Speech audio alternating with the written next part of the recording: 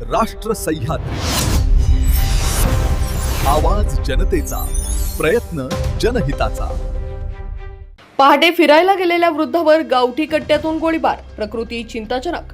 जुन्या वादाच्या कारणातून आरोपी तरुणाने दगडू कोहकडे या वयोवृद्धास गावठी कट्ट्यातून गोळी झाडली। त्यानंतर आरोपी घटनास्थळावरून पसार झाला। ही घटना राहुरी तालुक्यातील मोमीन आखाडा परिसरात दिनांक 29 मे रोजी पहाटेच्या सुमारास घडली।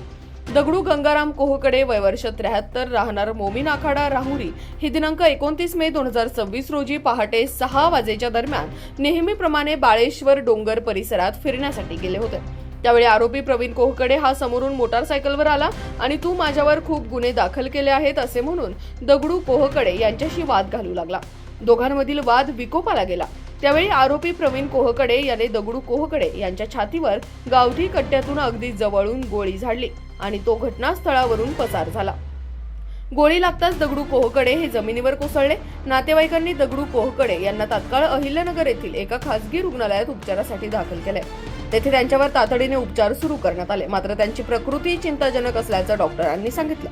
घटनेची माहिती मिळताच पोलीस उप अधीक्षक सोमनाथ वागचौरे, श्रीरामपूर येथील उपविभागीय पोलीस अधिकारी जयदत्त भवर, राहुरी पोलीस स्टेशनचे पोलीस निरीक्षक संजय ठेंगे यांनी पोलीस पथकासह घटनास्थळी जाऊन पाहणी केली।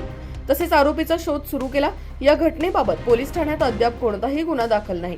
आरोपीचा शोध घेण्यासाठी पोलीस पथके रवाना झाल्याची माहिती पोलीस सूत्रांकडून मिळाली आहे। या घटनेनंतर मोमीन आखाडा परिसरात नागरिकांमधून भीतीचं वातावरण निर्माण झालंय।